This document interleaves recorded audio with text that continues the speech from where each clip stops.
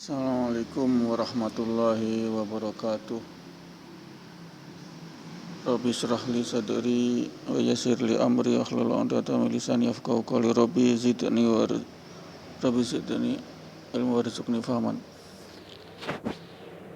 Allahumma shalli ala Muhammad wa ala ali Muhammad walhamdulillahirabbil alamin. Rabbana zalamna anfusana wa illam taghfir lana wa tarhamna lanakunanna minal khasirin.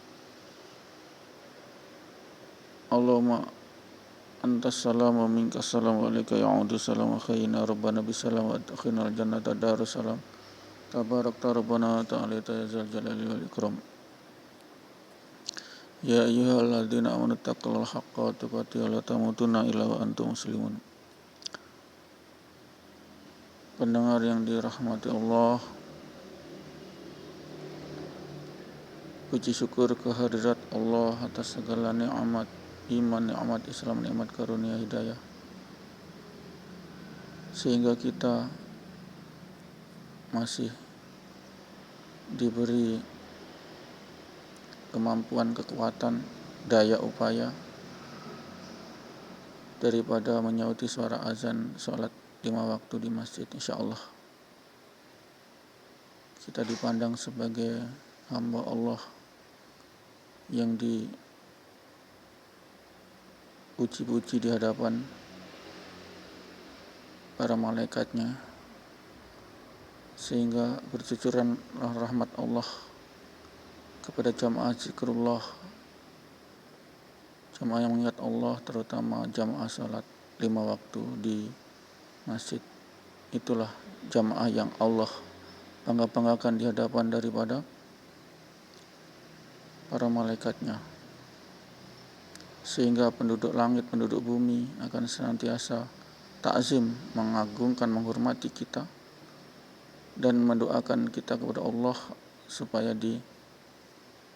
digugurkan dosa-dosa kita, insyaallah. Amin. Ini pendengar yang dirahmati Allah.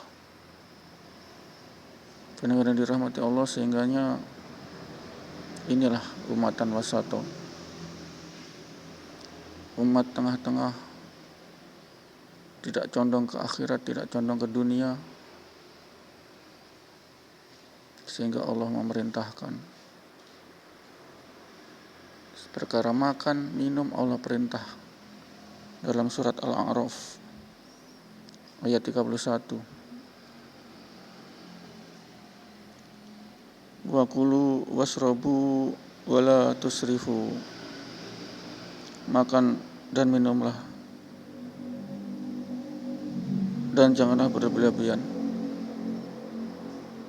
Kenapa ada perintah makan, minum yang sejajar dengan perintah aqimis shalah wa atuz zakah warka'um araqiin, sejajar dengan perintah sholat, sama-sama termaktub dalam ayat Al-Quran. Wa kulu wasrabu, makan dan minumlah. Inilah perkara makan Allah perintah, karena untuk antitesis daripada para biksu, para rahib, para pemeluk aliran pemeluk agama, para rahib-rahib biksu, pendeta, pandita, yang mereka terlalu condong akhirat, bersemedi di gua-gua, bertapa,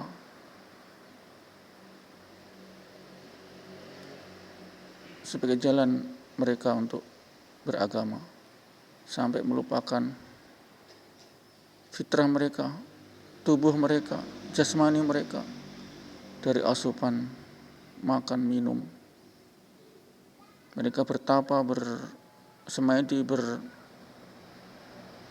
bahkan berpuluh-puluh tahun, kata mereka, untuk mencapai kesempurnaan mereka, meninggalkan duniawi,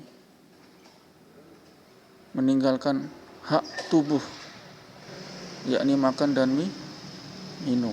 Inilah antitesis daripada ajaran mereka. Maka Allah berfirman, masalah makan saja Allah ingatkan, Allah perintahkan dalam Al-Quran. Bukankah ini adalah masalah fitrah manusia, insting manusia untuk makan, minum? Iya, betul. Tapi Allah ingin menandaskan, menegaskan bahwasanya janganlah kamu condong ke akhirat dengan meninggalkan makan minum secara berlebih-lebihan tahun, bahkan puluh tahun. Katanya mereka untuk mencapai kesempurnaan harus meninggalkan dunia.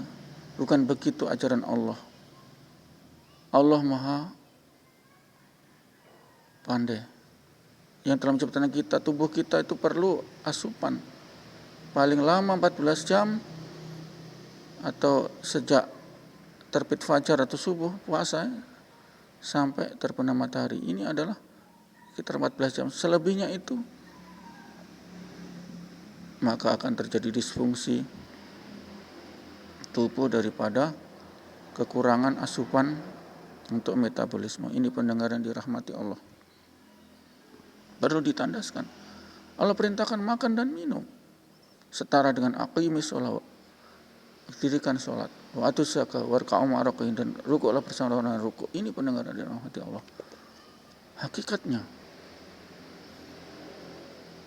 Allah tandaskan sebagai umatan wasatu. Allah juga suruh kawin, nikahilah 1, 2, 3 sampai 4. Lalu kamu bisa berlaku adil daripada wanita. Allah tandaskan juga, nikahilah. Berarti usul fikih daripada nikah itu wajib. Nikahilah, itu perintah Allah. Wajib. Makan pun wajib, ini perintah. Wala wakulu washrobu, makan dan minum, ini wajib. Tentu hukumnya adalah wajib dan pahalanya sebenarnya ibadah wajib. Makan yang bagaimana? Makan sesuai porsinya. Kalau 1 porsi piring sudah cukup untuk menegakkan kita sholat, tidak loyo, kita bisa berjuang di jalan Allah, di jalan agama, itu sudah porsi yang wajib. Porsi tidak apa-apa. Kalau kita nambah 2 piring, 3 piring, itu sudah merupakan mubah. Karena porsi 1 piring sudah mampu untuk menegakkan sholat, tapi dia sampai nambah 3 piring, 2 sampai 3 piring lagi. Ini apa hukumnya? Mubah, boleh. Boleh di sini adalah mubah, di sini adalah artinya dijalankan tidak mendapat pahala, ditinggalkan pun tidak mendapat dosa. Itu mubah. Dijalankan seperti makan tambah lagi porsi. Dari 1 saja jadi 2, 3. Itu mubah, boleh. Artinya secara konsekuensi bahasanya mubah ini tidak mendapat pahala bila dilaksanakan, dan bila ditinggalkan tidak mendapat pahala juga, atau tidak berdosa. Kemudian makruh adalah makan bisa makruh karena yang dimakan zatnya yang dimakan, yakni yang dimakruhkan oleh Nabi, macam makan bawang merah itu secara berlebihan, ya, tidak boleh. Makruh di sini, merokok juga makruh lah hukumnya. Makruh di sini bila ditinggalkan mendapat pahala, dilaksanakan tidak mendapat dosa, itu makruh. Ditinggalkan mendapat pahala, dilaksanakan dan mendapat dosa, itu makruh. Jadi wajib, sunnah ini adalah dijalankan mendapat pahala, tidak dijalankan tidak berdosa. Ini adalah makruh. Jadi hukum dalam Islam itu ada 4. Wajib, haram jelas ditinggalkan mendapat pahala, dilakukan mendapat dosa, haram. Ya ditinggalkan mendapat pahala, dilakukan mendapat dosa, itu haram. Jadi wajib, haram, makruh, sunnah, mubah, 5 hukum ini. Jadi makan bisa jadi 5 hukumnya makan. Iya, haram, yang dimakan haram yang jelas dalam Al-Quran yaitu khinzir, daging babi, darah, binatang berkuku dan lain-lain. Ini amfibi, 2 alam, katak dan lain-lain, itu jelas haram. Makan dari segi zatnya, kemudian makan juga bisa mubah. Tadi itu porsi 1 piring, nambah 2 piring, 3 piring, itu namanya mubah. Yang 1 piring itu porsi untuk menegakkan sholat, bisa berjuang jalan Allah sekuat tubuh ini, energinya ada, itu adalah wajib. Itu hukumnya wajib. Kalau cuma 1 piring hukumnya wajib lah. Dan itu pahalanya juga pahala wajib. Wajib. Ditinggalkan tidak makan dosa. Iya dosa. Kalau tidak makan dosa kan. Kenapa bisa mati? Kita mati cuma-cuma kan begitu. Ini pendengar yang dirahmati Allah. Sehingga kenapa Allah itu wa kulu wasrobu. Allah perintahkan makanlah dan minumlah. Kan jelas itu makan minum itu daripada fitrah manusia. Tapi kenapa? Iya, karena untuk mengkanter ajaran yang lalu, umat-umat yang terdahulu, yakni mereka sampai tahun-tahunan, puluhan tahun semedi di gua-gua bertapa meninggalkan daripada makan minum, sehingga tubuhnya apa? Lemas sampai bisa mati. Tidak boleh itu ajaran-ajaran terlalu condong kepada akhirat. Rasulullah pun melarang puasa sepanjang tahun. Rasulullah melarang. Nabi Daud saja puasa Daud 1 hari puasa, 1 hari tidak. Gonta selang-seling. Sehingga itulah kalau kita mau betul-betul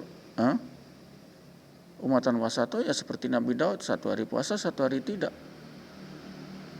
Itu pun Rasulullah tidak sunahkan, cuma sunah Nabi Daud. Sunah puasa Rasulullah itu Senin Kamis, puasa Syawal tuh. Itu. Kemudian puasa Tasyrik, hari Tasyrik habis lebaran haji 3 hari. Itu saja. Itu sunnah Nabi. Tapi bagaimana kalau kita puasa Daud? Boleh. Tidak ada larangan. Nabi tidak melarang puasa Daud. Tapi Nabi hanya melarang puasa sepanjang hari. Tidak boleh. Nabi tidak melarang puasa Daud. 1 hari puasa, kemudian besoknya tidak puasa, besoknya lagi puasa, 1 hari selang-seling begitu. Nabi tidak melarang. Boleh. Kalau kita mau jujur 50% dunia, 50% kan ya 1 hari puasa, 1 hari tidak. Itu baru fair. Ini pendengar yang dirahmati Allah. Sehingga apa? Kenapa kok ada ayat suruh makan, suruh minum, itu untuk mengkantar ajaran-ajaran terdahulu. Kemudian ada ayat kul wallahu ahad, katakan Allah 1. Itu untuk mengkantar ajaran mereka 3 in 1. 1 dalam 3, 3 dalam 1. Jadi ada Tuhan Allah, ada Tuhan Bapa, ada Tuhan Allah, ada Tuhan Roh Kudus, ada Tuhan Anak. Nah ini mengkantar ajaran daripada Nabi Isa yang sudah diselewengkan oleh kaumnya. Dituhankan. Manusia dituhankan, tidak boleh. Katakan kul wallahu ahad, itu ada sebagai kanter. Sebagai kekanter. Sebagai antitesis daripada ajaran yang salah umat terdahulu. Suruh makan, suruh minum bukan berarti, kenapa? Perkara makan, perkara minum Allah firmankan di Al-Quran. Ya jelas kenapa? Untuk mengkanter ajaran-ajaran yang lalu. Ajaran semedi, ajaran daripada apa? Bertapa sampai puluhan tahun. Ini tidak boleh. Nikahilah satu dua. Nikah saja Allah suruh. Berarti wajib Allah suruh. Nikahilah kamu. 1, 2, 3 sampai 4. Allah suruh itu nikah. Iya. Karena inilah agama tengah-tengah. Tidak harus membujang demi jadi rahib, jadi pastor. Tidak. Allah tahu batas fitrah manusia, yakni senang pada lawan jenis. Allah tahu fitrahnya manusia itu senang sama lawan jenis. Allah tahu, makanya kita suruh nikah. Dan Rasulullah pun tegas, barang siapa tidak nikah bukan umatku. Nah, itu berarti kalau bukan umatku kafir kan? Iya, sampai di situ. Itulah pendengar yang dirahmati Allah. Nikahlah. Jadi nikah itu hukumnya wajib. Dia dalam Al-Quran katakan wajib kok. Nikahlah kamu, berarti perintah. Wajib. Ada dalam Al-Quran, ada. Makan minum saja ada dalam Al-Quran. Loh, kurang bagaimana? Ada, Allah suruh makan, suruh minum. Itu untuk mengatur ajaran-ajaran umat terdahulu yang sangat tidak sesuai dengan fitrah manusia. Untuk mencapai kesempurnaan nirwana, katanya harus meninggalkan dunia dengan tapa brata. Topo broto tapa brata. Jalan salah, tidak bisa, Mas. Kenapa? Dari segi kesehatan saya tidak bisa 14 jam. Tubuh kita itu non asupan, tiap asupan, setelah itu harus ada asupan daripada makanan minuman. Ini Allah yang bikin tubuh ini. Jadi jangan pakai ajaran-ajaran untuk sampai kesempurnaan nirwana harus meninggalkan dunia, ini dengan cara tapa brata. Bolehlah tapa brata, tapi cuma 14 jam sajalah per hari, tiap hari itu saja. Boleh. Ya, sama dengan puasa Daud, 1 hari puasa, 1 hari tidak. Demikian pendengar rahmat Allah. Kurang dan lebihnya kita akhiri. Kita farman majelis. A'udzubillahi minasyaitonir rajim. Bismillahirrahmanirrahim. Subhanallah wa bihamdi. Subhanakallahumma wa bihamdika asyhadu an la ilaha illa anta astaghfiruka wa atubu ilaik. Assalamualaikum warahmatullahi wabarakatuh.